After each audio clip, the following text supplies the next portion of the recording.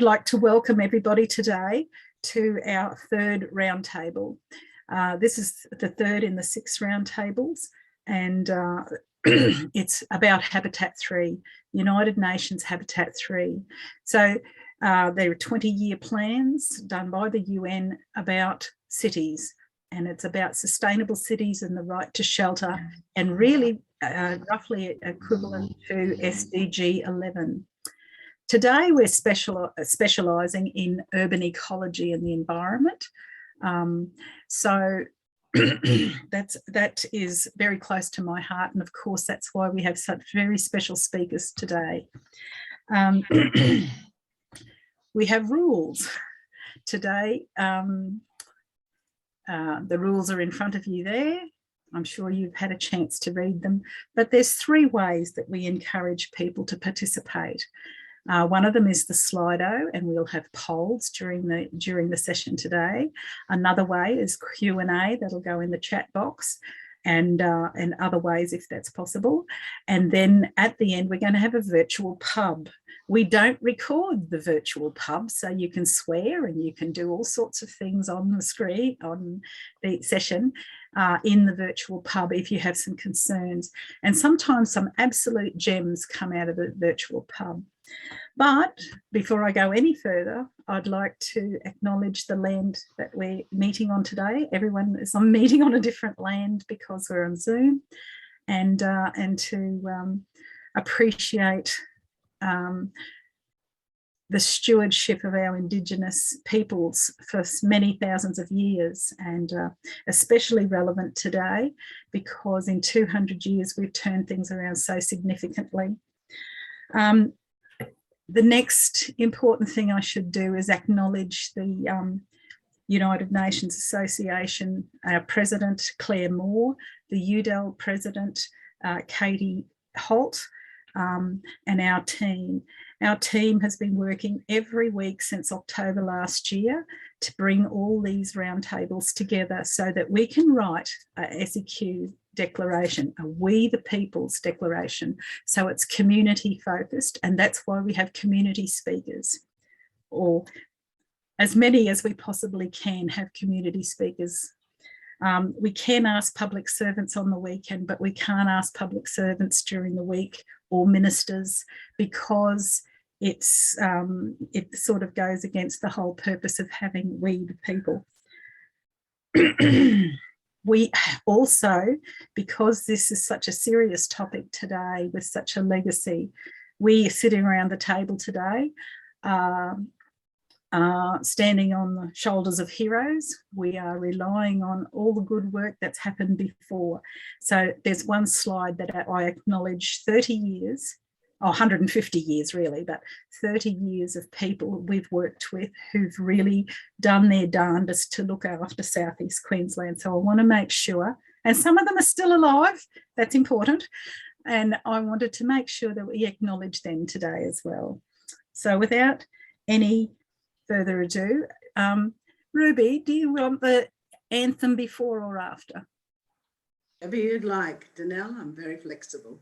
Okay, I think because we're honouring Mother Earth Day on the 22nd of April, I think our United Nations Association anthem is really relevant, and I'll just start it right now. Just a moment. So get your voices ready. Here we are, there's the words. Right. Look after the land, she is our mother. Honour each person, a sister and brother. Honour the elders, share with each other, and rain will come, we want to cover. And rain will come, we want to cover. So thank you, and on that note, isn't that absolutely wonderful when we're talking about our topic today? On that note, I'd like to hand over to Auntie Ruby Sims. Thank you. Thank you, Dr. Danelle Davis. Minyagu Mananjali Jargon. I am sitting here in the beautiful Coralbin Valley Coralban's been anglicised from Gurulbang. Some at the resort will tell you that it's Copperhead, but those of us in the know say Gurulbang, brown snake country, one of the deadliest snakes in all the world. And it's very reflected on the populace as they come and go, because it's a very strong energetic to hold here in the Coralban Valley. I'm looking out the window, surrounded by the ironbarks, the gums, the acacias, sound of the wagon in the background, and everywhere the grass trees. And if things were different, there's nothing I would have loved more than to invite each and every one of you to sit round a campfire. Because I often reflect on how much hard work we do academically, in the headspace, with research, with meetings. And at the end of the day, what's it all about? At the end of the day, it's common unity. We want to be happy. We want to look after our communities, our elders, our older people, our young ones, each other. That's why we're doing it all. Whatever big words we use around that, we are community. So in my heart, Nyagu Mananjali Jagan, each and every one of you, I hold you here by the smoking fire in Mananjali country. I can feel the yariga, the wind that blows. I'll share with you, the landscape architect came to the scenic rim and he kept on talking about the dirt and the earth. And I said, no, brother, that's not right. I said, Aboriginal people, we talk about country. We say our country is the ocean. Our country is the stars and their myriad constellations. Our country is Yariga, the wind, and Turum Turum, the rain. Our country is Mibin, eagle, soaring high, watching over all as she rides the thermals. Our country is Wanjin, mother platypus, as she hides with her young in the swirling depths of the creek bed. That is country. Our country is the air we breathe, as well as the land we walk upon. All these are country, and we will take care of her. I noted that Danelle asked the question, and very, very ambitious when she said, in 4 words, tell us why you care about ecology. I walked down in the gully this morning. I hacked away at Lantana. I got covered with ticks. That's my work as elder. I look after country. And as I stood there, surrounded by country, and I thought of that question, why do we care? Why do we care about ecology in South-East Queensland? Sorry, I don't count very well, Danelle, it's not 4 words, but the answer came back in my heart of hearts. Why do I care about ecology? Because I am country, and country is me. Each one of us can say these things who call this country home. I am country. Country is me. What we do to her, we do to each other. We do to ourselves. I pay my respects to all First Peoples who live in this land. I pay my respects to mighty elders from times past who lived and survived and thrived through ice ages, a land without time. And still, they continued with their song. I pay my respects to elders present I pay my respects to elders, Indigenous and non-Indigenous, who have joined us today. I give a shout out to the other 600 or something countries and honour the struggles and the healing, the sorrow, the learning to walk together, a long, slow journey, which we're doing very well here in the scenic rim. I pay my respects to all peoples, and I close once more with the words of the song. So whenever I am asked by the school children, by the universities, by community, by my friends, how and what should we be doing? It's all so simple, and the greatest truths are, and we sang it. Look after the land, she is our mother. Honour each person as sister, as brother. Honour the elders, share with each other.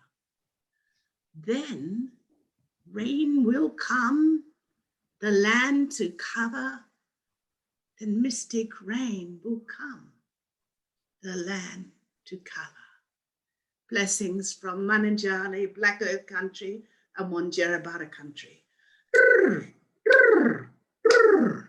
Thank you. Yes, thank you very much. That is beautiful. And that really sets the tone for this really, I'm glad we're being recorded, a special thing today. If people in the audience don't want to be recorded, just turn your camera off. But it's nice with your camera on because then we feel like we get to know you. Okay, I've already talked about the Slido. The Slido, if you look over in the chat box, there's a hot link there and it'll be asking us questions. So if you'd like to just click into the Slido, into the chat box and just immediately click on the Slido link, you can answer those questions and you will have a series of them during the day, during the session. Okay. For those of us who've just joined us, you've missed some exciting things. However, there's more exciting stories to come. My job now is to set the scene. And because we've got such wonderful people in the audience, I didn't want to steal any thunder from these special people. So what I've done is, next slide. What I've done is looked at an historical approach and asked even more big questions. We have choices. Our choices are we could have a future that continues like the top on the left-hand side. That might have been us in the 1950s, but it also might be us in some of our suburbs and some of our towns. We have in South-East Queensland 6 cities, 47 urban centres, 137 towns, and then we have rural centres. So given that our region is quite significant, it's the size of Netherlands, it's only got a fraction of the population of Netherlands, and our behaviour has been variable in looking after the land and the oceans and the sea and the air, and of course we call fresh water a special category now. Oceans is one category, and now under the UNEP we call fresh water a new category. So we have a choice of going to that top left, or we have at least 51 innovative ways to retrofit our cities and the way that we live. I'd like to acknowledge Mark Fraschetti and this work that he did, and it was in the New Economist, and then it was republished in the New Scientist. And these are the sorts of things that we are already doing in South-East Queensland, but some of them not as fast as we would want. And no doubt Rod Welford will fill us in on some of the innovative things that he's doing as well. But this is our choices. Our choices, we can go back to the 1950s and how horrible it was, or we can go forward and be an exemplar for the Olympics, but exemplar for our future generations. Next slide. Oh, too far. We've got snapshots today. This snapshot gives us an overall report card. It's the simplest report card I can possibly give you, and that's from the Healthy Land and Water in the November report. And this is after we've worked very, very hard for 22 years with this NRM body to actually to keep on top of these things. The only excellent area, of course, is out in the ocean, where we've actually protected a lot of and brought in about 4 pieces of legislation to protect that area. Anne will probably talk a little bit more about that because she's the chair of the scientific group. But I just wanted to give that little snapshot about where we're at right now. I think we're actually got better in 1 or 2 areas, but I think we've got worse in others. So the next slide. Can everyone identify where they were on that map? I'm sure they could. Okay. So that's what we do as a region. But then if we've got 6 cities and these towns, burgeoning towns, and 147 urban centres, this is where the UN Habitat really tries to make a difference. It doesn't necessarily draw a line what a city is or what a town is or whatever. They just talk about sustainable communities. So when I do work for them, and I started with the climate C40 cities about 2003. But this is some of the doctorate work that I did. And to put it in a nutshell, there are ways that we can make our cities more climate sensitive. And you say, well, what has climate got to do with the environment? Well, it's actually everything. If we're talking about natural resources, looking after the resources we have, and to care for them for future generations, because our lives, our healthy lives, depend on such stewardship, we really do have to blur the lines. But simply put, we need to have look after all of our natural assets. We need to have more carbon sinks that are suckers. They suck up all the CO2 and NOx and SOx and every other equivalent.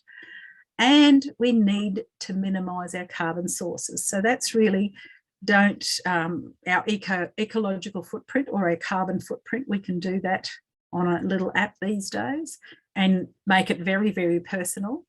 And then anyway. So, and how can we do that? We can do that with city revegetation, but city revegetation is a very simple term for a lot of work, including public parks, open space, green corridors, green belts, all the sorts of interurban breaks that we're going to talk about shortly. Urban design, we can be so much more clever with urban design. When you look at the coal countries and what they've been able to do or have to do because they're poor to protect themselves from the cold, we can be just as clever or more so by bringing in tropical design right down to Coffs Harbour.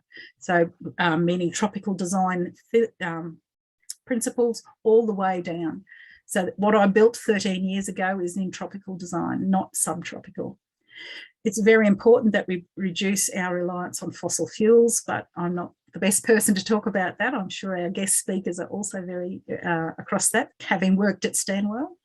And circular economy, it's circular living. So when we're doing our personal eco footprints or our carbon footprints, each of us can improve significantly on how we live.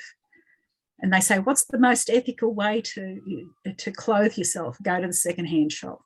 Use the resources that are already there. Anyway, that's another story. Next slide. We thought we had to do slides this time because it could be very easy to get lost when we're talking theories and principles. I wanted to look at the long-term attitude change. Janice Birkeland does this brilliantly. She does it by six 20-year time frames. But I thought I'd simplify it a little bit and look at what 150 years ago the Queensland Herbarium, the Royal Society 100 years ago, 120 years ago, they spent a lot of time getting to know our biodiversity, getting to know all sorts of things here that are so special. So we have been very fortunate in South-East Queensland to be able to share that information, and now it's all digitised on the parliamentary website. It's under the Royal Society, but there's 20 special, over a century old community groups and professionals and mobs of scientists and that who are sharing openly with students and with anybody the information that goes back to about 1800s. And I'll have a little shout out to Bill McDonald. He's still alive and he's still working voluntarily at the Queensland Herbarium. And what is inside his head and what maps he can pull out of the back, you know, the back drawer is just amazing. Then we come to about the 1970s. All of a sudden, we realised what we were doing prior to that was pretty ugly.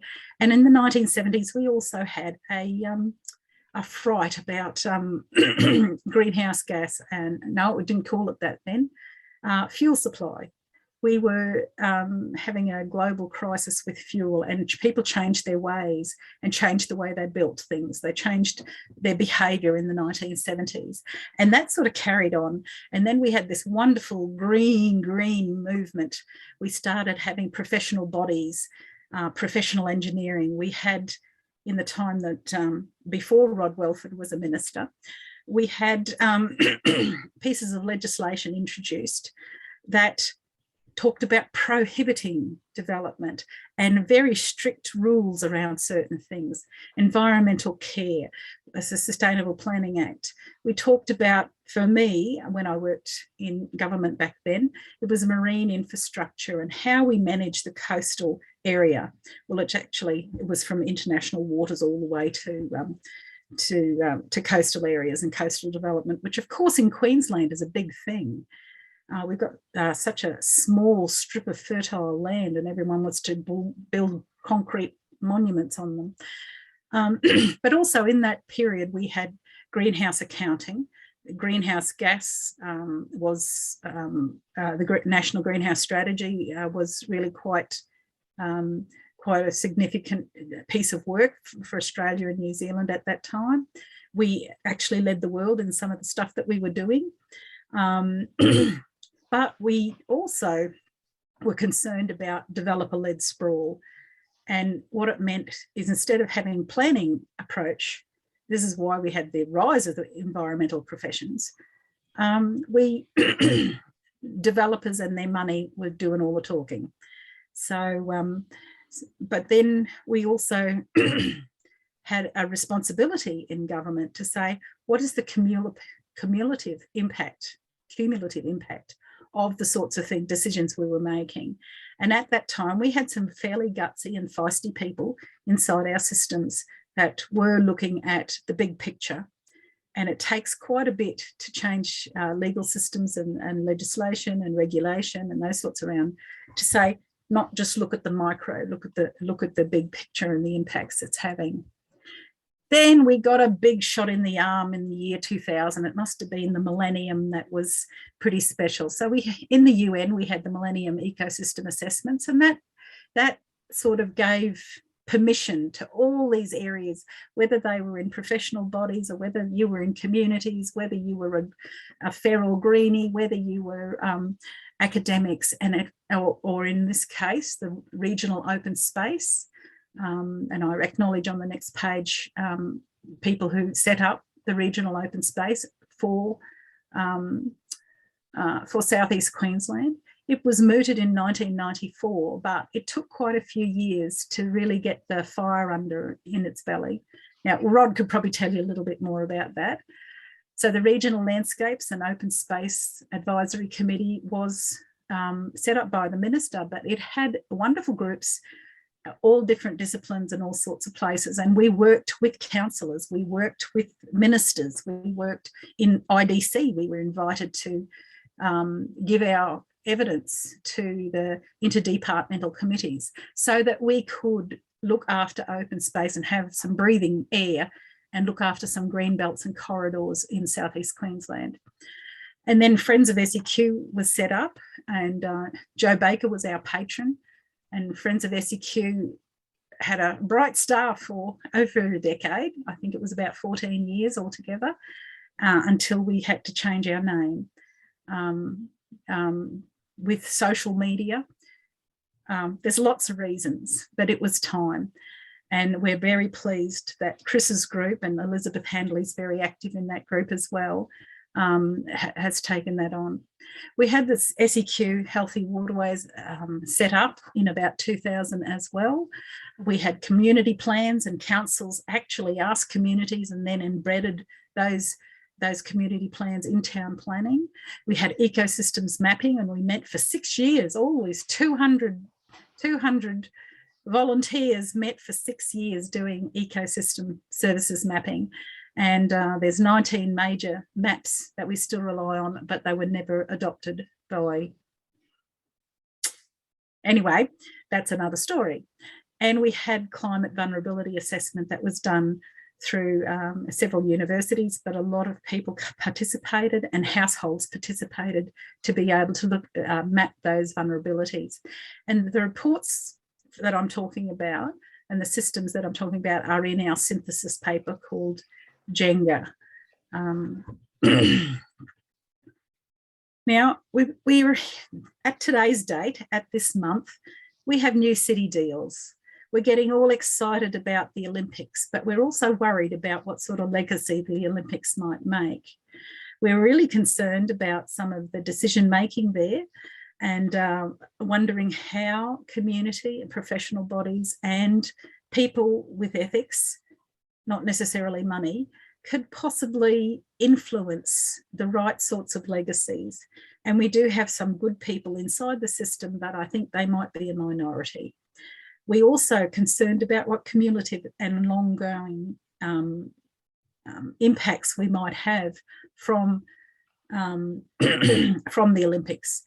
We've looked at UDEL and United Nations Association have looked at 6 previous cities that have held Olympics, and some of them are success stories and some of them are disasters. So we really want to learn from that. We've also got Susan Harris-Rimmer's work on a human rights framework for how we manage international games like the Commonwealth Games and those sorts of things. But we really do have to change our attitude.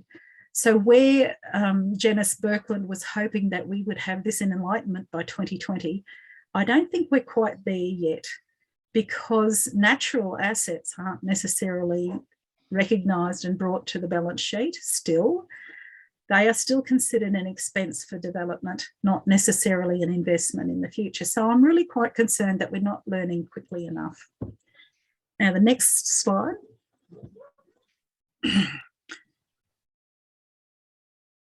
The next slide is really the acknowledgements of very, very special people. And I might just leave that on the screen.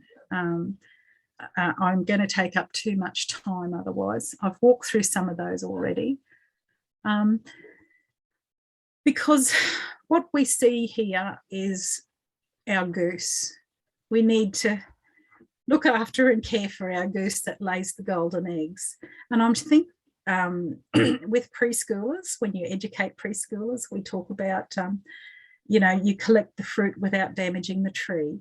When you talk to accountants, we talk about, looking after the naturally generated assets, and we have a Australian accounting standard for, which is number 32, and it actually helps us account for natural assets and how to make sure that we're looking after them. And we now, I think it was this week, we have accounting standards exposure draft on how do we account for climate. So the thing is, we're getting those sorts of areas as well as the professional bodies who they storm and norm, and they're made up of volunteers as well. We've got all this wonderful capacity and understanding and knowledge and systems, but I'm not really sure that we're looking after the goose that lays the golden eggs. So that's my introduction. I wanted to be a little bit more hopeful, and I am hopeful because we have such capacity and understanding and educated people. We just haven't got the get together or the right triggers to make things happen quickly enough. But we do have an election very soon. I'm wondering if that's going to be enough, but they're not even talking about the things we want to talk about, I don't think. So on that note, I'd really like to introduce Elizabeth. Elizabeth Harrison is going to be our provocateur for today.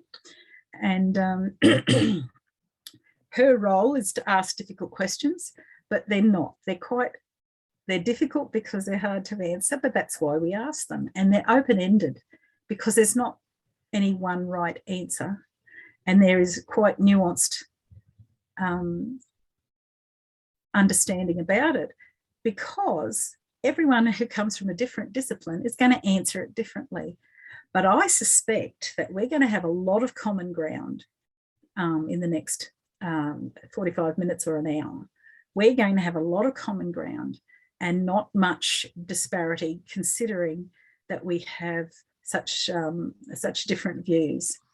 So on that note, I will hand over to Elizabeth. Thank you, Danelle. And I just want to first acknowledge the traditional custodians and elders of the land and sea country we each and all of us are meeting on today, and pay our respects to past, present and emerging elders. And I'm on Karopa land today. So thanks, Danelle, and thanks to Auntie Ruby for the wonderful welcome to country for this bit as well. So I just want to mention the Slido poll and Q&A at hashtag UN Habitat 3 SEQ. We'd love to hear from you, where you're located, live or care about in South-East Queensland. That's the current poll. And then we've got an upcoming poll about the reason of why we care about ecology in South-East Queensland, and then a final one later on where you can contribute to the recommendations for action. And then you can submit questions either through the chat box or the Slido Q&A as well. So it's great that Mother Earth Day fell 2 days ago on the 22nd of April for the 52 years since the first one. And it's also the first one in this UN decade for ecosystem restoration, or 10 years to heal back, and looking at how to restore our farmlands, oceans, coasts, mountains, urban areas, freshwater, forests, scrubs and grasslands, or build back better. I ran a engineering session for World Engineering Day, as part of the World Federation of Engineering Organisations and UNESCO on the 4th of March.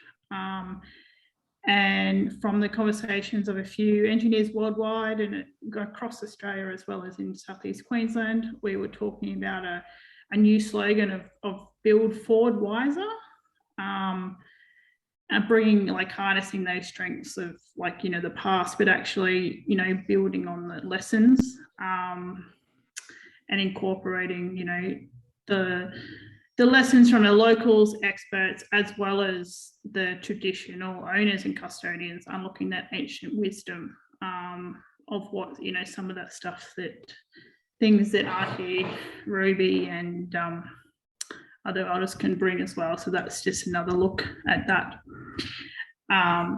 So I'd like to welcome you and to the speakers, to Chris, Anne and Rod, and I'll just welcome back Danelle to do an introduction to our three speakers, please. It's going to be a very quick introduction, so I won't hold you up too long. We did send some of our invitations out with a bit of a spiel about your life, but I don't know enough about Chris to really introduce him properly. Only that he's doing a marvellous job currently as the president of SEQCA, very active. He's got wonderful people around him in his teams, and I'm really pleased that he's actually it's a community alliance, so bringing the community groups together to be singing the same songs in concert. Very important role. I know he's been very active and very concerned about privatising foreshore. So public land, public access that's getting sold and privatised. And we're singing the same songs there because that isn't the way that we operate. And in climate change situations, I don't think foreshores are going to last very long anyway. So it's probably such a risk to privatise, I would have thought. But anyway, when we've got management of foreshores, we can actually prevent, not that I think Raby Bay is ever going to grow mangroves, but we're going to prevent with some techniques, prevent some of the worst happening if we're smart enough. So Chris, welcome. I just can't see you on the screen, sorry. There we go. Chris, welcome.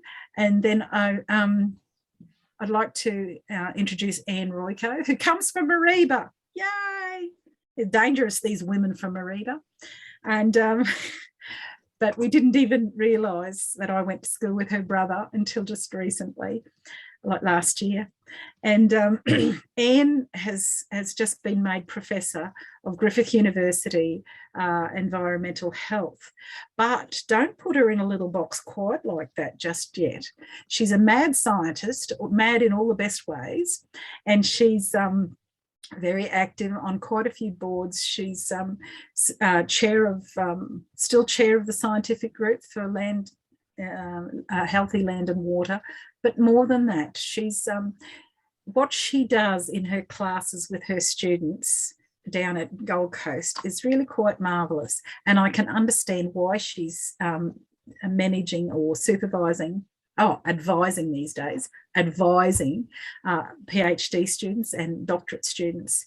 And the way that she teases some things out of them, I'm really very proud of what you're doing, Anne. And and if I can find Rod on my screen somewhere. Oh, goodness. Are you there, Rod?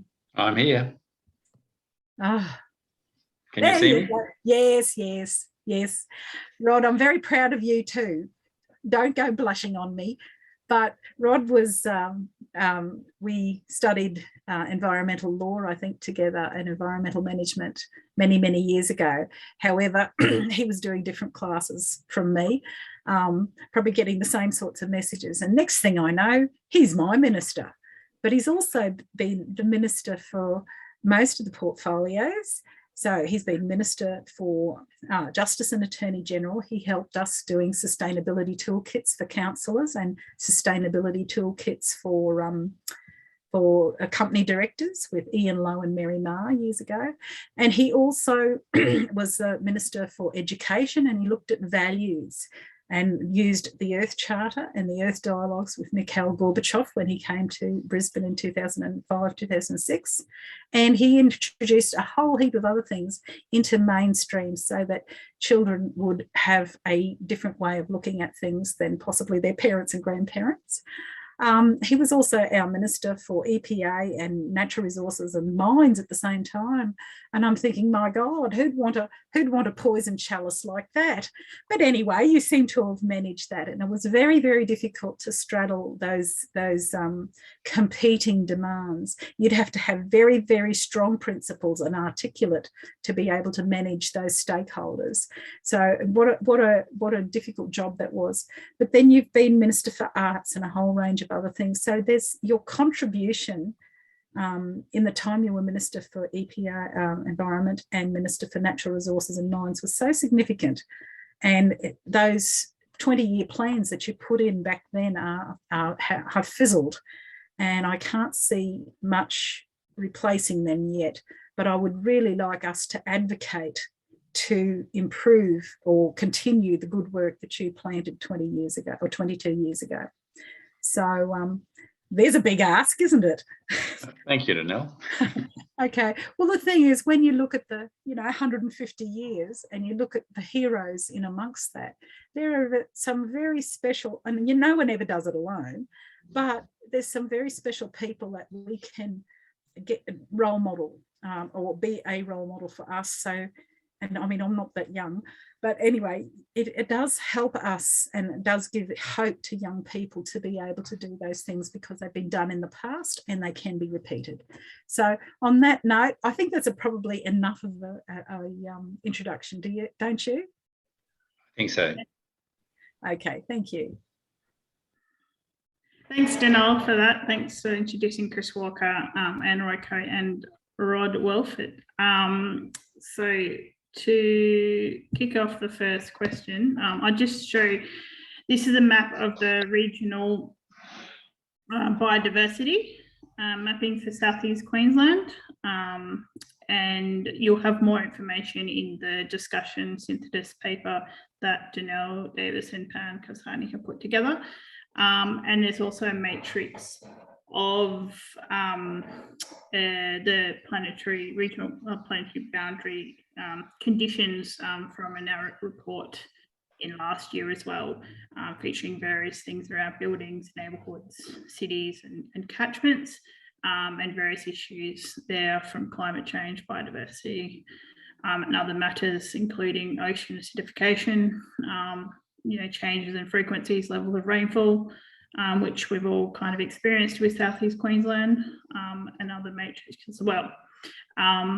So this urban ecology and environment will cover a lot of things from our sensitive regions, green spaces, the coastal care and oceans of Moreton Bay, land and regenerative cities, our footprint, biophilic design, and also the SDG 11.7, the public green space, 11.3, sustainable urbanisation, 11.5, disaster resilience, 11.6, environmental impact on air quality and waste, and 11A and B, climate resilience. So I want to put the first question out to our panelists about where should we prohibit our development. So I'll go to Chris to give his perspective and introduction. Chris, about where we should prohibit development in South-East Queensland, and then I'll... Hey, thanks, Elizabeth. So welcome everyone. I'm speaking to you today from Quandamooka country in Cleveland, where I've lived for the last 20 years. And I guess for me, the question is really more about where should we be having more and more people living? And that sort of makes me think about the question of, well, how many more people do we have to accommodate? And I think there's a couple of slides that Elizabeth might be able to put up that give me a starting point for this conversation. So what we're looking at here is the population of South-East Queensland broken down by its local government areas, showing you the steady growth over the past 10 years. And those numbers, if you look at the lines, the way the graph's shown, it doesn't look all that dramatic, but we're getting on average 1.9% population growth per year, each year. And this next chart picks out some of the bigger local government areas and shows you what's happening in those particular areas over the past 10 years. And what we can see is that there's a huge amount of population growth happening in some local government areas, particularly Ipswich, which is that top line, the brown coloured line, Sunshine Coast, Gold Coast, and Moreton, and Logan, the pink line. So those areas are all mostly growing at more than 2% a year. There's been a little drop off in the last year, as you will notice, and that's the impact of COVID, I believe, and particularly Brisbane actually had a very small negative growth in the last 12 months. But so to put this in perspective, I spent a little bit of time yesterday just reacquainting myself with population growth rates around the world. And what I can tell you is that on average globally, population growth at the moment is about 1% per annum. And if you look around some of the main countries, most of them are actually growing at well under 1%. You know, America's about 0.5%, UK is about the same, Japan negative population growth. India is just under 1%. So when you think about those numbers and then look back at this chart, you know, I would categorize this as rapid population growth. It's double the global average in most of those parts of South-East Queensland. And I guess to compare that to another bit of statistical analysis, we look at what's happened to our koala population over the same sort of 10 or 20 years and find that it's gone the other way. So in 2014, it was assessed that in the Koala Coast area, which is Redlands, a bit of Logan, a bit of Brisbane, we had only 1,200 koalas. 20 years earlier, we had 6,000 koalas. So that's an 80% drop in that particular period of nearly 20 years. And it hasn't really got any better, I don't believe. So we're seeing lots more people coming in and koalas exiting stage left. So in my view, this is a extractive economy where we're chewing up the land to put more people on it. And I'd be interested if anyone could call this sustainable. I think it's unsustainable. I mean, we keep doing this at this rate, sooner or later, the ecological impacts are going to be quite profound. So that's the population of people and koalas story, put very briefly. Now, what's been happening to facilitate this is that the government's been making it easier and easier for people to develop property and build housing. The property development industry's mouthpiece will say that property is a huge part of the state's economy. It's the second most important industry.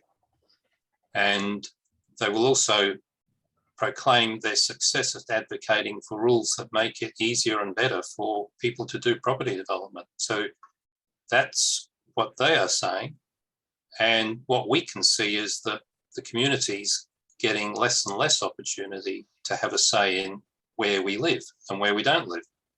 So the planning rules are written now to make it harder and harder for the community to have a say. We have now code accessible development and performance-based planning, which makes it very much something that happens between developers and local councils. Very little opportunity for communities to say, I don't want to see that in my street. And then to sort of turbocharge this, the government's become very happy declaring priority development areas, which further reduce the opportunities for communities to have a say and to appeal against things to a court. So, and some of those priority development areas are facilitating these high rates of population growth, particularly in Ipswich and Logan. And to some extent, it will be happening up in Moreton with the Caboolture West project. So that, I suppose, is my perspective, and I think I share, or I'm sharing the perspective of many community groups that are part of the South-East Queensland Community Alliance. It was interesting, Donnell talked in her timeline about community plans. Redland City had a community plan that was done in 2009. The council quite recently managed to expunge it from the records. Queensland had a Queensland plan that was done as a community process by the LNP government, which, although it exists in name now, it doesn't actually have any impact. So we seem to have moved away from having people involved in planning, and it's now very much a thing that happens between people with lots of money and the people who are in control of the castle making the decisions. So in terms of where people should be living, the first thing I think we should be fixing is how do we decide where people should be living? Because at the moment, it's not being decided by communities very much at all. I could say a lot more, but I think I've probably got 80% of what I had to say out, and I might let someone else comment now. Yeah, thank you, Chris, for that snippet. Interesting with population growth and the koalas as well. I know with a lot of development, probably development and other things into the green belt that obviously eats into koala areas as well, which, you know, as a tourist and recreation bit, that's, you know, less of an attraction, people seeing koalas. I know from when I lived overseas in London, I had colleagues that got very excited about koalas and other things like that as one of the things to look forward to Australia. So I think that's a good point on where should we, well, prohibit, and also where we really need to focus as well. So I invite Anne to give her answer or perspective on where we should prohibit development in SEQ. Thanks, Elizabeth. This question of where we should put people and where shouldn't we, I don't have sort of a map of South-East Queensland to know. I know where people like to live and what people want from places to live, but it's balancing people's wants with what the ecosystem can handle, and sort of almost moderating what people sort of want. I recently went to a Logan planning, well, recently, a couple of years ago, the Logan City Council had a sort of planning about what we wanted for the Logan River. And it showed pictures back from the 1950s where everyone had a big backyard, and the hills hoist out the back, and the creeks were still very fresh and lively and places that people could relax. And you sort of think not everyone can have that big backyard anymore. And if everyone did, could you imagine the footprint? There'd be no green left on that map at all. But when it comes down to it, why did we want the big backyard? And it's about places to socialize, to bring family together, to enjoy green space. And so it's a matter of how do we cater for those sort of wants and needs of humans with the capacity of the environment. And there was it's going back now, ages ago, it was one of those series held in Canberra, and it was about visioning what sort of future did we want for places to live in cities. Oh, 2020 summit. Yeah, I think it was much earlier than that. It was full. I show it to my students because I turn the lights off and I get them to sort of listen to this voice and this recording about, it was a speech, it was one of the Fenner speeches. And it talked about just an alternative sort of way where we could live in more dense communities, so we could, but share more. So we have that shared green space, that we still connect ourselves with the waterways and enjoy the waterways, and sort of live in much more harmony with nature, even within cities. So going up rather than out, and then having sort of a hub and spokes model to development. So we have sort of central areas where the shops with housing above it, but also very good public transport connecting us to work. And you know, you sort of, what do we really need, and what sort of alternative models are there, rather than that big backyard that wouldn't work for South-East Queensland anymore. So if we can't sort of imagine it, we can't create it. And I'm a firm believer in those sort of futures workshops, and being able to inspire people to see that there can be something different, that it's not just desolate, because it can be pretty depressing, particularly over the last 5 years, what we've had: bushfires, floods, pandemics, you know, and it won't be the last pandemic. And what was really had hard whammy for people in human health was that the COVID required people to lock up in their homes, causing great mental health stresses. Yet one of the best things you can do for your mental health is to get out into nature. And so the public health controls were actually preventing us from getting out. So that was a really, there's a speaker who spoke about similar to post-traumatic stress sort of syndrome that's going to be emerging over the next couple of years from that. And it's so important for us to be able to get out and enjoy the mental health and wellbeing benefits of green spaces. And the research in that space has been out overwhelming now. You know, we've been, in my area of environmental health, it's much easier to measure disease and death than it is health and well-being. You know, we count bodies and hospital admissions. And probably the first half of my career, I was doing health risk assessment and how pollution and degraded environments impact and damage health. But I still do that, and I have to. But the flip side is, well, how can we use nature and restored natural spaces to restore health? And there's no bigger need than in our cities. And in South-East Queensland, with this growing population, it becomes more and more important to have ecological refugia in places that can be restorative to our mental health and wellbeing and physical health and wellbeing. So that connection to country, you know, when Ruby opened in that beautiful way, our country is us and we are part of country. It takes those of us who don't have that cultural background to sort of connect and give ourselves space to sort of connect in that. So I'm part of an international study that looks at blue health in 18 different countries. We interviewed over 1,000 people. So there were 1,000 people from South-East Queensland who participated in that blue health study about how important green and blue spaces were to their health and well-being.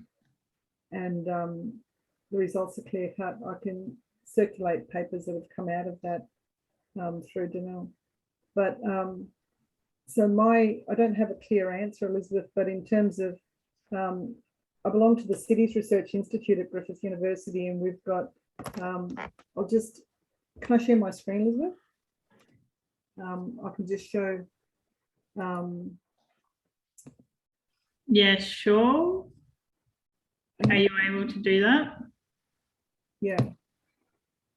So that the Cities Research Institute at Griffith, it brings together people, you know, as Griffith has grown, it's harder and harder to understand what each of us are doing in our own specialty areas. But Paul Burton leads that Cities Research Institute, and he's got us working across these key theme areas. And there's people who have got that curiosity and imagining, ways of imagining different futures, and bringing along the technology and the science and the technology that can enable more sustainable futures and more biophilic urban environments is what we're going for. How can we have more efficient transport networks? How can we encourage, how can we create more circular economies? And I lead the water and waste management sort of theme, urban water, and what we're doing there is working very closely with local councils and the water utilities to sort of come up with those big strategic questions as population grows. What are we going to do with our, how do we make them more climate resilient? How do we, and what we do with our wastewater is key to that, because it's a climate resilient source of water that can be treated, and we can have fit for purpose uses of that and, you know, recover. One project we're working on is this circular economy. We want a grant, which is just extracting phosphorus and nutrients out of recovered sewage, you know, urine, before it mixes. So through urine diverting toilets, we're setting up schemes of collecting the urine, processing it, turning it into a fertilizer that can be used then in urban horticulture or just urban parks and things, to just stop it from going into the bay and causing problems where we don't want that nitrogen and phosphorus. But Danelle asked me to specifically talk about from science through to policy. There's no good doing these sort of research projects unless we're engaged very much with the urban utilities and who we need to work closely with, but with all the government departments that we require so many permits and approvals. Rod, you can appreciate that. You know, there's so many, because it's not sort of factored into a lot of the existing legislation. Legislation and regulations catch up to innovation and sustainability. So when innovative schemes like this come up, we almost have to tweak all the, there's many barriers that can happen from existing legislation and regulations that have to catch up with innovation.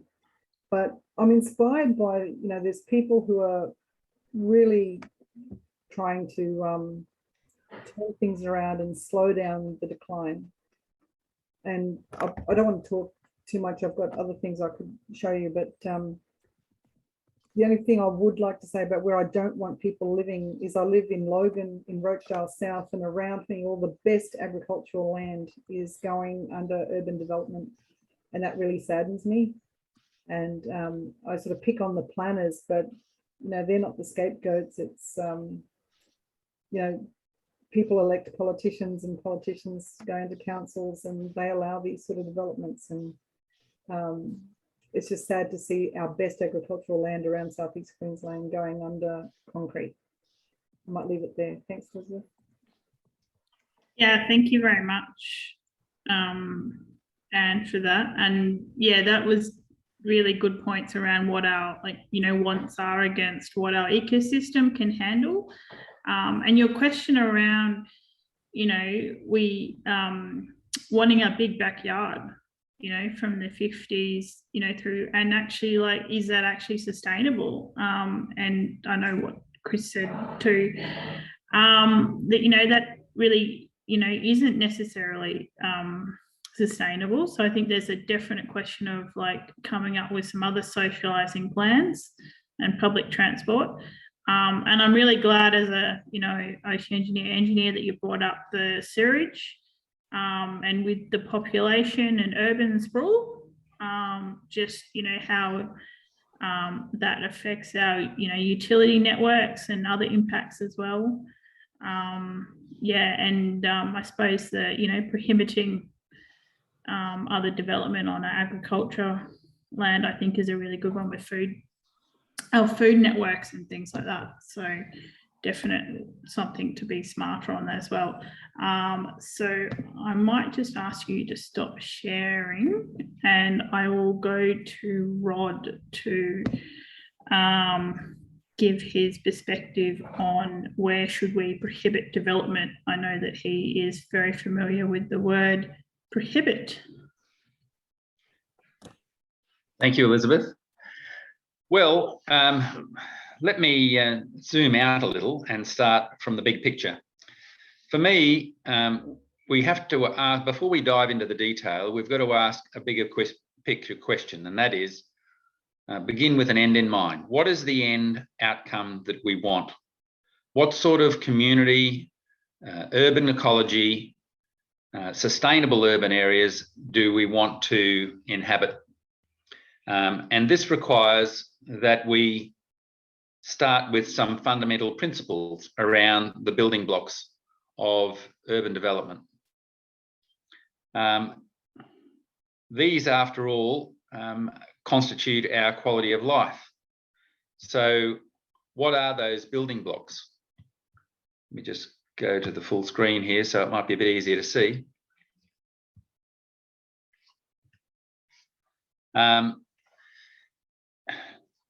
Chris mentioned that there's no Queensland plan effectively in place. There's no community plans effectively in place, and this is true. And this, I think, is the starting point of some of the challenges that we face. In determining where to develop and where not to develop, we actually need to start with a plan. Now, there is a Sustainable Planning Act, but it's more about planning process than about good planning. There are regional plans that are supposed to provide the framework for how planning schemes in local governments are each developed. But none of those planning schemes, to my mind, or very few of them, are working effectively to provide a coherent regional approach to improving the quality of our lives from either an environmental, ecological, or social perspective. And so we need to step back. There needs to be some mechanism whereby the community can be engaged and step back and design the criteria or constraints within which we want any development or growth to occur. Part of this is understanding our region's metabolism. What is the movement of people, resources? How is energy managed in terms of everything from transport to energy consumption in communities? Do we have an understanding of what that extractive economy that Chris talked about involves, and why it is undermining the long-term sustainability of our community? There's no question that continuous growth cannot happen forever, and you can't have it forever and expect quality of life or urban amenity to be maintained. So we need to design or decide, have a mechanism for coming up with solutions about how we design the parameters within which urban growth or community growth or population growth or urban development occurs. And this, when I say these parameters, what I'm talking about from the very foundation is our ecological footprint. We need to understand what the carrying capacity of our region is in terms of the resources that are extracted, whether it be water, whether it be energy consumption, whether it be pollution effects of that development. And we need a form of what was once called smart growth, but perhaps is better described as regenerative growth, because we now are very likely have overshot the runway in terms of quality of life in South-East Queensland. I used to think in terms of quality of life as being something that would accumulate. It would be cumulatively better as we built more diversity, as we had more people, and as we had more options within our region. But the congestion of our region now has reached the point where we're very likely are in a degenerative mode. That is, we've gone beyond the capacity of the region to function effectively. And instead of economies of scale, we're now creating diseconomies of increased scale. And our quality of life is probably declining. There are, I guess, two broad elements that are probably the primary components of that, of designing the parameters within which we design our region. They are biodiversity, open space, and habitat protection. Chris talked of the decline in koala populations. Well, that's a proxy for habitat destruction. Donnell talked of open space and talked of open space and green corridors. Again, these are essential elements of both habitat protection, biodiversity protection, and urban amenity that adds, even from an anthropocentric perspective, an improvement to our quality of life and our capacity to engage and enjoy and be rejuvenated by experiencing the green spaces adjacent to where we live. And of course, we know that the other key factor is of the energy transition that is now occurring, but which may not be occurring fast enough, is the climate emergency that threatens to impact our quality of life in dramatic ways that have already been evidenced by bushfires and floods and so-called rain bombs or storm bombs. This disruption is unquestionably an element of discontinuity and disequilibrium that has been brought into the way in which we operate as a community. as a direct result of the way we use energy. And we're going to have to design into future planning for our urban development, both mitigation and adaptation perspectives to address this climate emergency. To do this, we're going to need to re-embolden the engagement of community in community planning, in urban planning and urban design. We need to set within our planning rules and within our planning laws clearly defined environmental outcomes and sustainability thresholds that must be met before development proceeds. That's the starting point for how we decide where or how cannot be developed.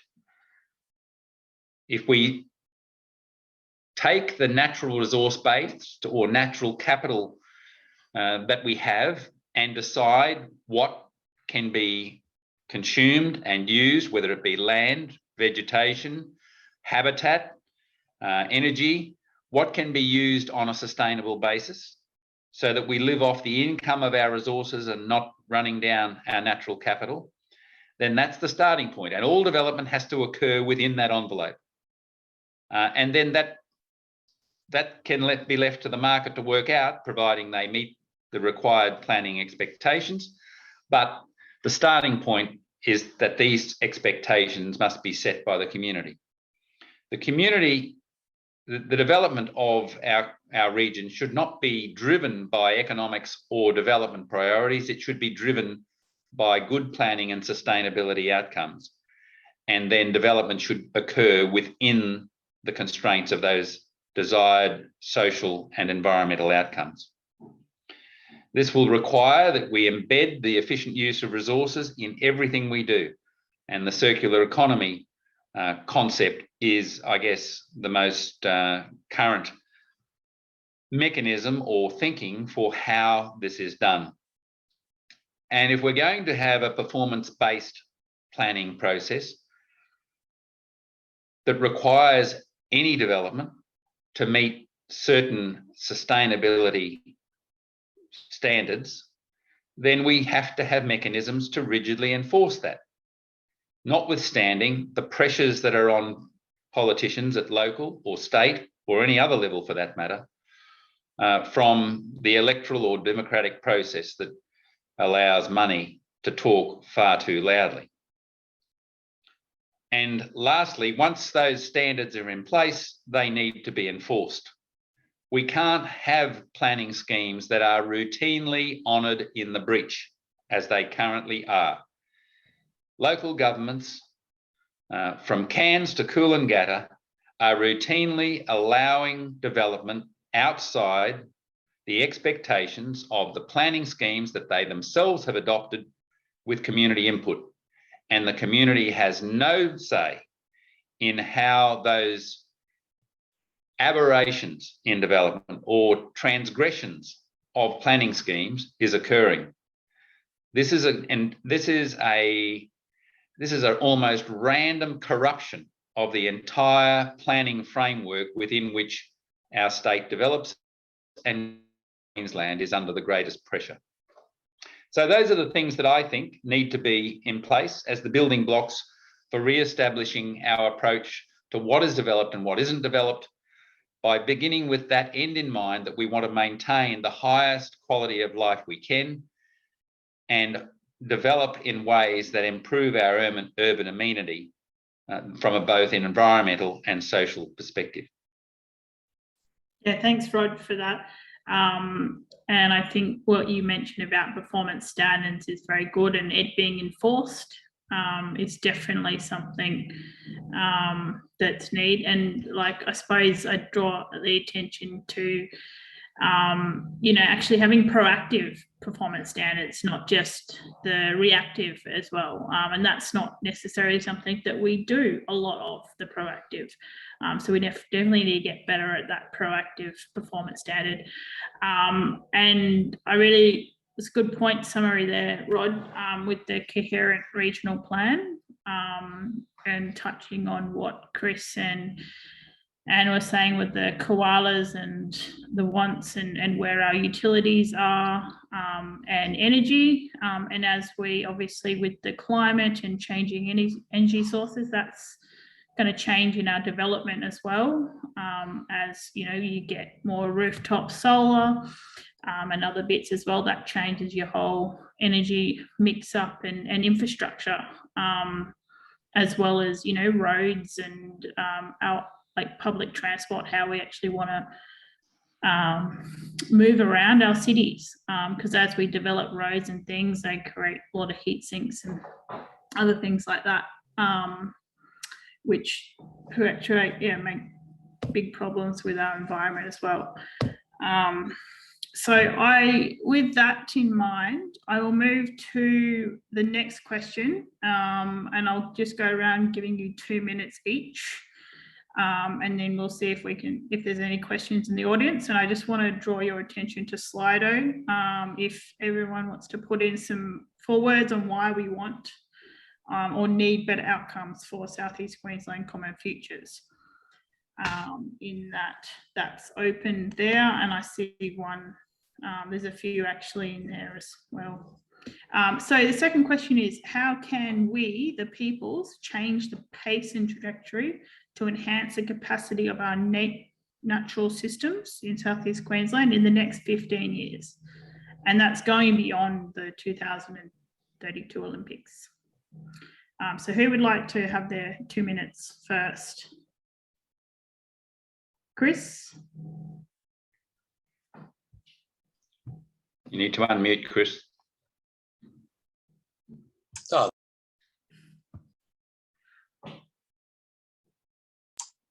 That's it. I think the two major political parties are almost a lost cause. Apologies to those who might belong to one of them. I think what is needed is some community action outside the two-party system.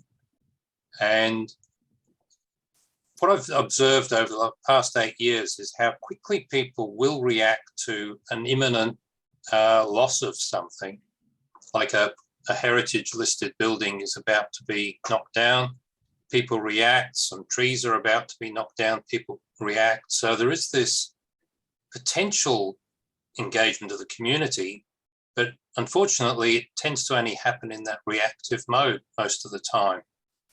The challenge is to find ways to get the community to do a little bit of two-step thinking and think ahead to some of what Rod was saying. What's the vision that we want? And what are the things that we need to start doing to change it? And it's all a bit complicated, but that doesn't mean we shouldn't try to do it. So I think community groups are a good start. Unfortunately, as I know, they're under-resourced.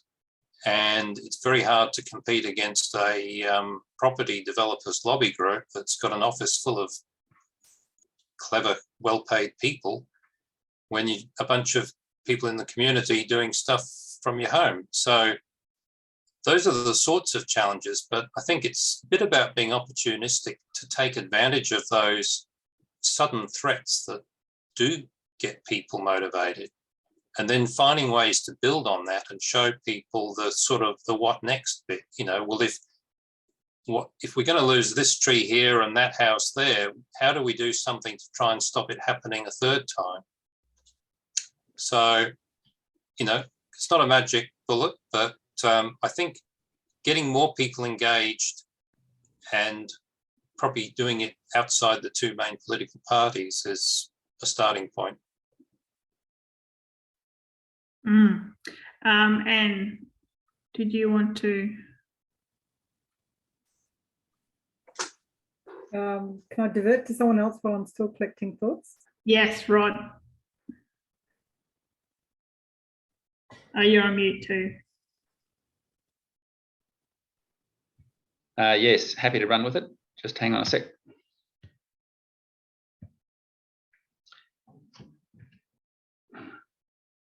One sec, wrong page. I think just why Rod's picking that up. The pickup of the, you know, the two main political parties is a really key one or critical one, especially with the federal election, with all the political donors and who they are with respect to actually representing the community. There's definitely a disconnect, and who has the share of the pie is definitely a bit skewed. So yeah, engagement of community. Have you found the slide now, Rod? I have. I just need to. Oh, hang on. I think I know what I'm doing. One sec.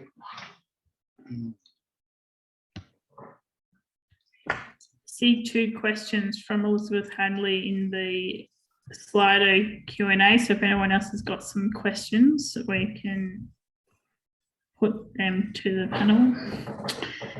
Okay.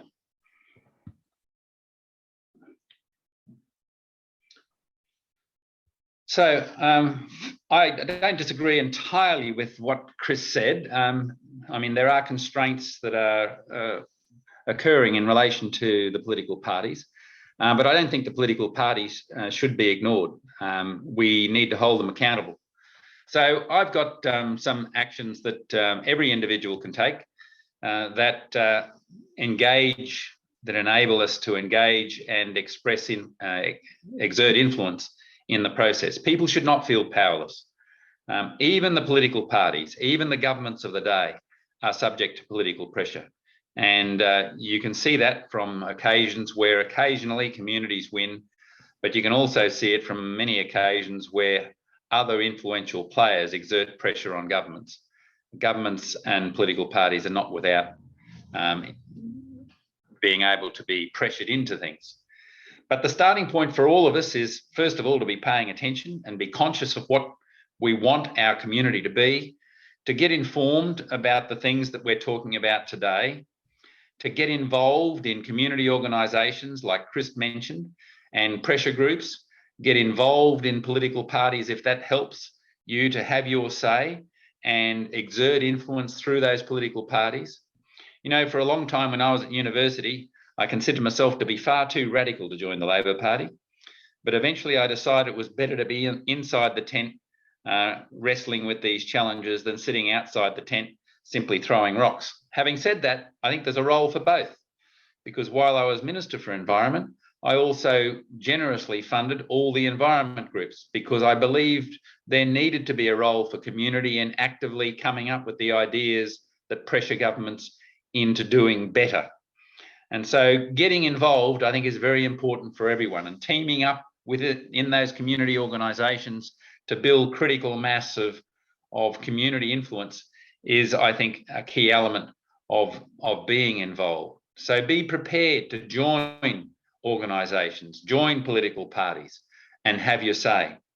Speak up, don't sit silently or complain in the background when things are going wrong. You have to have your say.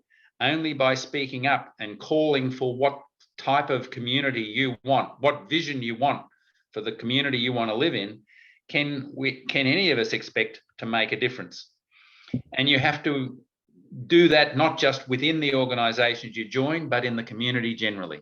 Talk with your neighbours, talk with your friends, talk with your relatives, and get people thinking about the things that we all need to be thinking about if we want to make a difference to the quality of life that we have in our region. And then get involved in putting pressure on people. Don't think that anyone is too high or too mighty not to be talked to, not to be written to, not to be emailed, not to be confronted at community events or public situations. They will not hear what they cannot hear what is not spoken to them. So you need to speak out in ways that communicate to people who can make decisions that are important, and then hold them accountable. Accountability and criticism is essential. Calling out the bad decisions, the wrong decisions, the decisions that are counter to what we do is essential. Groups like Redlands 2030 have done a great job of this over the years, but there are other groups, Friends of South-East Queensland similarly, that Danelle has worked tirelessly in, who've also pointed out things that have happened and planning decisions that have been made and developments that have occurred that have run contrary to what the community would expect if we're going to maintain or improve our quality of life. And last but not least, exercise a vote when elections come around. And vote in the way that you genuinely believe needs to be voted in order to send a message to people. Vote for the best party that you think will in government do things, but also vote for parties that will put pressure on governments to do the right things. There are my suggestions.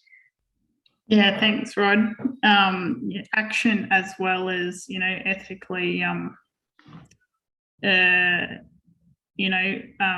ethically develop solutions. And also, I think the pressure on people is definitely something that needs to be done and spoke out, and the accountability as well. So, Anne, have you got your, how can we the people's change pace and trajectory? It's I could just strongly echo Rod's suggestions, and I was thinking, as we're talking, and Danelle's come into the classroom with me just to gee up my own students about their voice. And I think all of us have our spheres of influence. We've all got our own networks, and we all work in different ways. I know so many people who work in government departments who are truly committed to a more sustainable South-East Queensland, and they're restricted about what they're allowed to be able to say officially. But they also form parts of professional organisations and community groups, and having those, creating those fora where we can have people talking across from industry to government to people. We need more and more of those community forums where people can come face to face with each other. These online discussions are great as well, because particularly in COVID, this was vital. But I think the more people get together face to face and see that we're not actually in opposition to each other. We all want the same thing, and we can work in our different ways. So at university, I'm teaching my students to write, how do we write ministerial briefs about important things? How do we write conversation articles? How do we reach more people? And there's more partnerships like SDG 17 partnerships.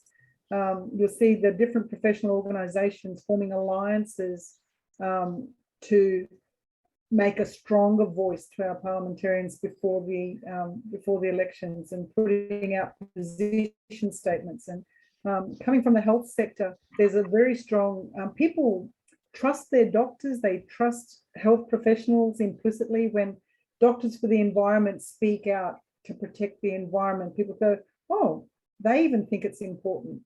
So I think we need to pull as many strings as we can in different ways, and there's no one way. But the more we can sort of, all those, when we write to our politicians, we can write as individuals, we can write as parts of professional organisations, and in many different ways. I think we just have to attack it from many different ways with as much passion as we can, and give voice to the young, because politicians are starting to realise that the youth have a voice. And there's some very, very brave and amazing young people out there. And our First Peoples who are standing alongside youth to sort of bring their knowledge, multi-generational knowledge, intercultural knowledge. We have to pull all those strings. Sorry, there's nothing specific there, but I think Rod had a great list of things there. Yeah, that was definitely a great list. I echo what your sentiments there, Anne, and definitely a really good list of actions to do. And you mentioned of community forums where you get ministers and other various organisations and companies and developers in the one room with community. I think the more of that we can see, the better. And I know there's a comment in Slido around it's, past things about how it's almost impossible to speak to a relevant minister, and the community is not seen as much less important than developers. So I think the more we can see community forums where we're getting all these ministers, government, and everyone in that one place, in that one, sharing, whether it's virtual or whatever, from all different perspectives, and youth definitely as well, especially for South-East Queensland, I think is a really good point as well. Bring back the planning, not just the development, for that as well. We do have some questions. Danelle has her hand raised up. I just think it's a wonderful time that all this money is being poured into SEQ development for the Olympics. I can't see many options for community or even professional bodies to get involved. What can we do in this next, say, 6 to 12 months to actually have our voice heard on this Olympic planning and Olympic legacy committees? What do you suggest? That's a great question. Really good question. Who would like to have a stab at that with the Olympics? Rod? Well, I think the first step is to alert the Premier and the politicians to the fact that the community should be engaged in planning what that Olympic legacy will be, and hopefully to try and establish some conduits or pathways for people to contribute to some sort of collective view about what we think the Olympics can achieve for South-East Queensland, other than just bringing money into the place. So yes, I think Danelle's right. It would be great if people could have a contribution to make and not just have it foisted on them.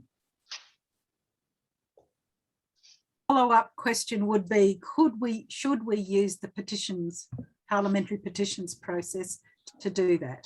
Do you think that would be useful or just more blur?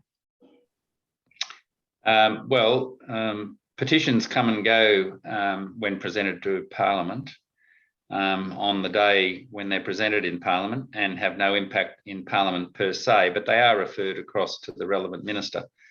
So I don't think petitions are without value, and it's certainly an opportunity, a way of engaging the community, but there needs to be follow-up to petitions. The petitions themselves are not sufficiently impactful to change directions on things. If I could add to that, I think, having observed a few petitions in the last few years, the most useful time for a petition is when you're gathering signatures. The minute it's handed in, it's almost finished its life. It gets the usual bureaucratic response and end of story. So petitions are a good campaign tool. They should be kept going for a long period of time. And petitions need to have some kind of sex appeal to get people interested in them, so they're more interesting if you're going to, well, let me give you a good example. There was a building at Redcliffe that was going to get knocked down, some Art Deco bathing pavilion, I think. The people were very upset about that, so there was a lot of quick response to that petition. But if you drafted a petition to say we want more community input into planning for the Olympics, I think it would be a real snoozer. You'd get 300-500 signatures maybe, unless something magic happened. So again, it's that thing about fear of something being taken away is often the great motivator, rather than we would rather have the future planned better. Tends to not get too much excitement. So if you can find a way to make it interesting, go for it. But that's what you really need, is some fear of something being lost. That's true.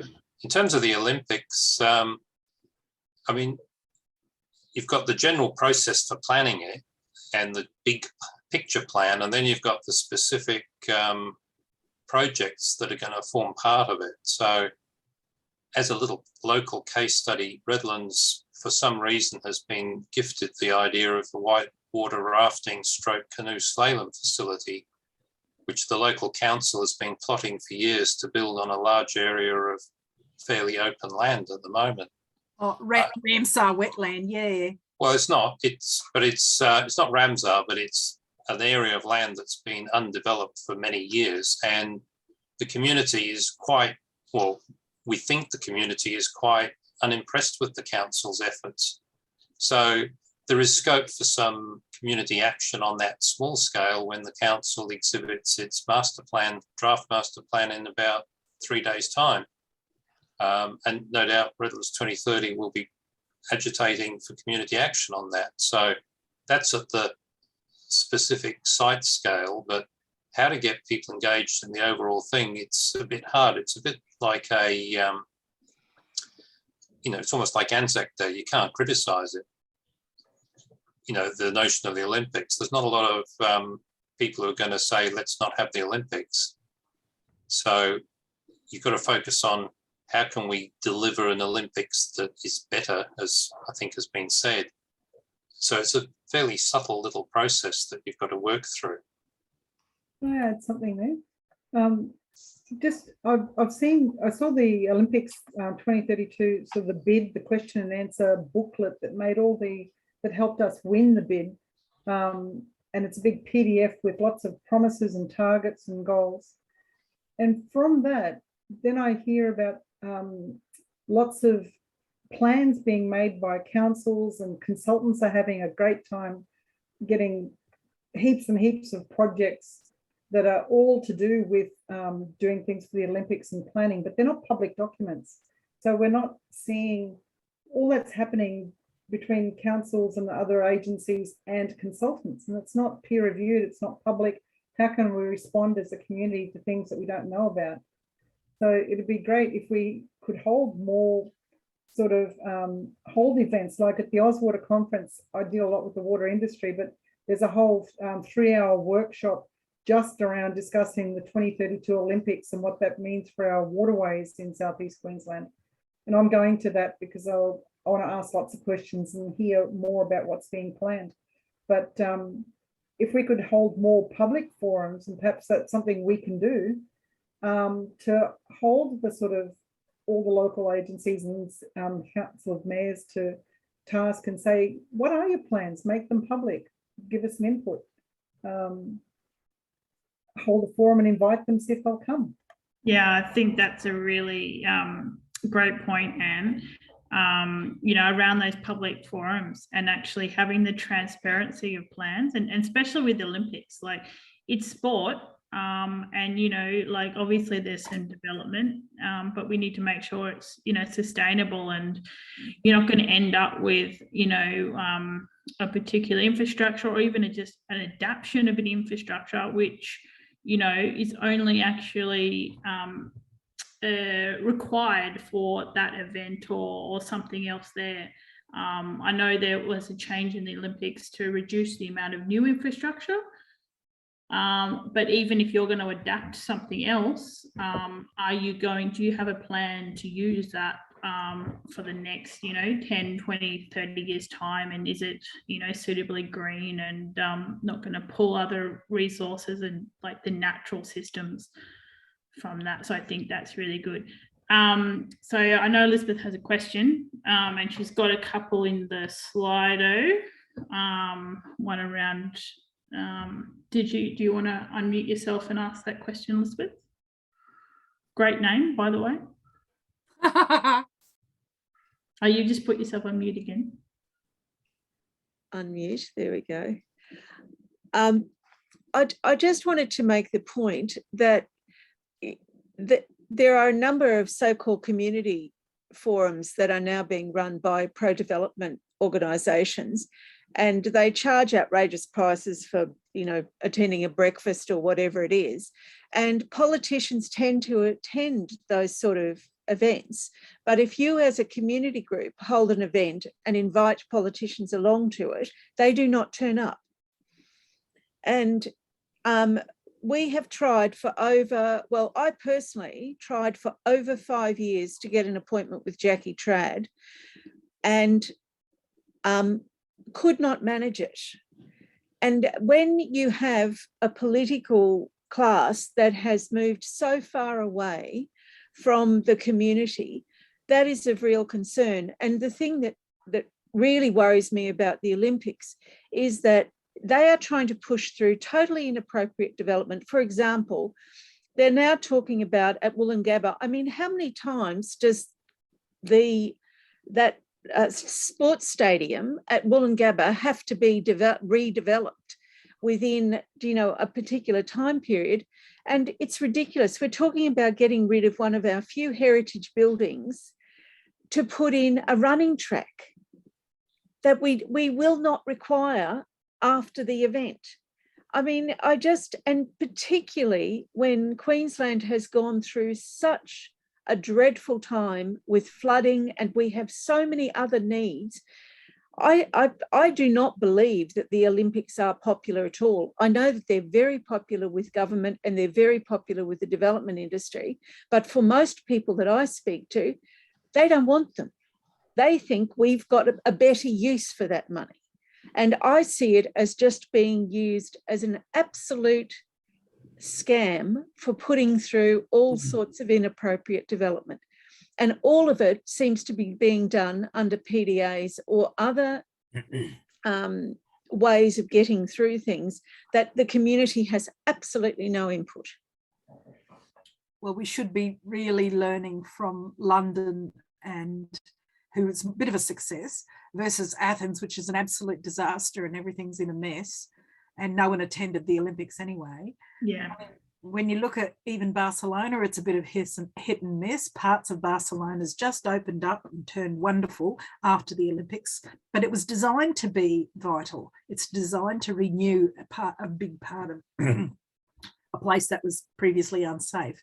And now, you know, there's some successes and some failures, but we don't seem to be learning or sharing. Well, Janelle, the point I would make to you is they made a huge thing about we won the Olympics. It's very easy to win something when you're the only person competing. And the fact that we were the only people competing should tell you something about the desirability of this organisation and how many other people had really gone into what the Olympics was about and what it would give your society as a payoff. And quite frankly, it just defies belief that we're even thinking about it when we've got so many other issues that we need to deal with for our society as it is at the moment. Yeah, thank you, Elizabeth. I think, you know, that brings back actually getting into the table with that community involvement and making sure that there's, you know, clear actions, not just the developers, not just on the economic side of things. I think the London Olympics business, like how they did that is quite good in regenerating an area and making things temporary. But yeah, I think, and like the transparency, and I know there's a question on how can we get transparency, if someone wants to answer that. But like I'd in turn to actually putting pressure on the politicians to where they're attending certain forums and certain events and things like that, and asking, you know, how to the holders of these people, how attractive is it to community? And are you charging, you know, absorbent entrant fees to things? You know, anything over $100 is quite a lot for a lot of community people. And, you know, even, I suppose, even professionals, but, you know, things need to be accessible. So I think, you know, pressure on the politicians to ask those questions, but I'll see if anyone, Rod or anyone wants to weigh in around that transparency aspect and feasibility. Elizabeth, can I just add a quick thing there? Mm-hmm. When I saw that, I'm using that document that I've got about the Olympics, all the claims and all the, they want to be the most sustainable games. They want to have this legacy. I'm trying to use that as a mandate. You know, like if that's what the claim was, let's hold them to account to those claims. And particularly with the SDGs, you can really, if they're we called on them in our bid for the circular economy bid, which we got, and sort of saying, look, you've promised this around SDG 11, around 12. Okay, what does that mean? So if we are writing position statements or community statements that we send to the politicians, we should be using their own words to hold them to account. So throw their own words back at them and say, okay, you've said this, and if it's really going to address the SDGs and that equity issue, how can we make the games accessible for people by having free tickets for lower income earners? You know, we could come up with the suggestions that align with their own words and make it very public. Use social media, use all these techniques that we've got at our disposal. Now, we had quite a few wins for the Commonwealth Games, but we only had 53 countries to deal with in Mother England, but which probably was easier to work with than our local areas. However, we've got some wins there, and we've got some feet under the table about how we introduce reforms to these big events, especially where big money is thrown at infrastructure. Now, we can talk about green infrastructure, regenerative design, all sorts of things. But yes, SDGs is a very good way to root our decision making and our argument. Yeah, very good. Can I just ask Danelle, though, just a point, how much did the Commonwealth Games meet its targets that it talked about initially? And I can tell you, if you spoke to the small business people down the Gold Coast, it destroyed them. That's what it did. That's what its legacy was, that businesses went bankrupt. Broadbeach was just decimated. That was the outcome of the Commonwealth Games. That's not a good outcome. That's not an outcome that we want. And yet I've never seen anything that tells you what happened with the Commonwealth Games. It's very much been just... Well, we need the transparency on that. Yeah, exactly. Absolutely. That's my action from today, is to get transparency from that to build upon, and that we can work together. But anyway, that isn't what it's about. This is your gig today, not mine. Now, there's only a few people here in the room. If we're comfortable, could we just be so cheeky to ask Sam and Lani what questions they would like to ask? So Sam, are you there? I am here. Hi guys, I really enjoyed the this whole conference. It was really good. I think it's some fascinating points on community engagement and the roles that governments should be playing for us to represent the people. But it seems, as always, a very convoluted, sort of multi-layered task in responding to these things. And it's very interesting, the perspectives on the Olympics, because we're often only fed one perspective, I guess. But I don't have any questions. I've just been in attendance purely to learn. So thank you all. Oh, thank you for being so patient. We've lost a few of our people during the forum. Now, Lani, would you like to make some comments besides the ones that you have in the chat box? I've left a few comments. Good, that's what it's for. Like Sam said, I really enjoyed just listening and thinking about all these things. I'm temporarily in council in the development area, and I think you know, it's just interesting to see. You know, I've got the experience of what happens in there, and also seeing where you are, you know, on the outside of that, trying to approach different things. And what was I going to say? Something about the Olympics. I think when you talk about, you know, demanding and, you know, the political element, I mean, that's just not my area for a start. But but my thoughts are, I mean, we keep getting reminders that, you know, we're not to enter into anything political or any discussion as a staff member when it comes, you know, when things come in. So I think if you're looking to get any contact with people, getting it through the political people is probably not going to be the best approach in the short term. So maybe there's other ways. And I think that the kind of way of, just saying we want to have discussion, we want to know, we want to be part of this in a positive way and build those positive relationships with the people that do have some responsibilities in that area would be, I just would hope that would be successful. That's a really good point, actually, Lani.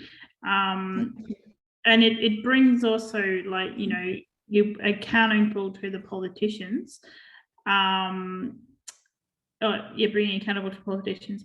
But, in that community forum, you've got two sides to councils and governments in the politicians, but then also all the public servants and those workers. And if you're getting, those people involvement as well on the two arms of the government, it's two avenues into that public sector to get the transparency out as well. So, yes, will probably cause them to lose their jobs, but that's another story. Now, Pam Castani. Okay. Would you like to ask some questions, Pam, or make a comment? Yeah, thanks, Mel. And thanks very much, Rod, Chris, and Anne. That's been really interesting. I think I've returned to Brisbane. I'm Brisbane born and bred, but I've returned here from a better part of a decade away, working in urban design and master planning sort of thing. And I have noticed a significant change in South-East Queensland. Having worked in the urban sprawl space, you might say, I've noticed that it's particularly bad since I've come back. And the ecological impact on these growth areas is just mind-blowing. But also since the Sustainable Development Goals were introduced, I can't help but remember before the pandemic that we had the Black Summer bushfires, and we've had a few major floods, 2011 and more recent flooding. But also we saw millions of kids protesting urgent climate action, government climate action. And I'm not sure if it is the pandemic and that we're all sort of separated, but I can't help but wonder, in this age of technology, and we have all this data that we didn't have available in the 1970s, how we don't feel more involved or have the opportunity to feel more involved. There's a lot of crowdsourcing software and things like that out there, but I just feel like there's a big lack of, a big gap between what we have the potential to do to get involved and what we're actually doing. And I just wonder if you think that that's coming, or if, is it not useful? Is it a new form of planning or participatory planning that just hasn't been tapped into yet? Are there any examples that you can think of? Yeah, sorry, I don't know if that was one question or a few, but I guess that's just my thoughts. It's a great question. I think it's about the attitude of the systems and the governance that we're working with, and we need to shape the governance systems somehow or another. And if we were another country or another jurisdiction, we would have SDGs for our strategic plans, literally. And young kids would be invited to be a shadow board member or a shadow councillor or something. But we haven't had youth in Parliament for ages either. The other person, other people can speak, but I just realised the time, and Ritva hasn't had a chance to speak. Are you still there, Ritva? Yes, I'm still here. Right. I know you're hiding behind the logo. Would you like to put your tuppence worth in? Yeah, sorry, my connection has been dropping in and out today. So I've been keeping my camera off. And I am representing myself. So my name is Ripfin, not UNAA Queensland and YPN, although that's, I guess, my voluntary role. So yeah, thank you panelists for a really great discussion. I think it is really interesting hearing about the Olympics as well as the importance of community engagement. I find as someone working at my local neighbourhood centre up in Millennium, it's been interesting actually seeing how some populations are incredibly activist oriented. We've got, like, we ourselves have been communicating with local grassroots organisations, and there is an interesting opportunity to raise our voices, although it's not proactive from the government side. There is the opportunity to actually be more proactive on our end to communicate with our local councillors. And it doesn't necessarily have to be our councillors within our division either. So we've engaged, for example, in Millennium, we have one councillor. Sometimes he's great in some areas and not so much in others. And of course, each councillor has their own interests and positive benefits. And so it's kind of using that, engaging with whoever in neighbouring divisions, for example, who might have an interest in what your voice or your opinion is, and engaging with them to be able to raise it with local council and local government. And that's I think a really great way to get started as local community people who are concerned for specific things. But yeah, I agree in the sense that sometimes it's hard, particularly as someone who is a young person as well. I find I don't have a lot of time to actually do a lot of these things, like, and I'm coming from someone who does volunteer a lot. And even then, if I look at my friends who work, insane hours every single day, it is really hard for young people, for young professionals to get involved after such a big day of hard work, because we're ultimately underpaid and overworked. And I think that's a huge problem within itself. It's a systemic issue. We need more time to be able to be engaged citizens as well. But I don't really have, I guess, a question in that sense. It's more just a statement that it is incredibly difficult. And I think it's getting worse with our current economic system that's so dependent on profit orientation. But yeah, those are my thoughts.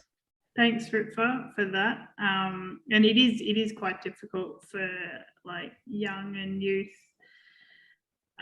people and professionals. And that comes back to your mention of time with community consultation and transparency and involvement. Actually, adding the accountability to make sure that there's adequate notice periods and consultation, and so people can kind of put that in their planning, in their calendars, to help with that schedule as well. So we might wrap up here. I've just put up the slide for the recommendations. There's more recommendations than what those ones you can see. Yeah, so there's some of them there. Yeah. On here, if you can, you can click on the link and you should be able to see some of the slides. Recommendation for sustainable futures for South-East Queensland. And before I had the why we want or need a better outcomes for South-East Queensland.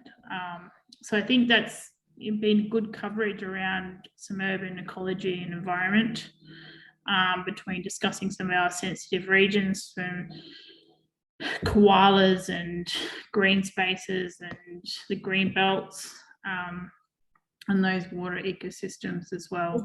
We can't see the 4 words. We can't see the why. Now we can. Thank you.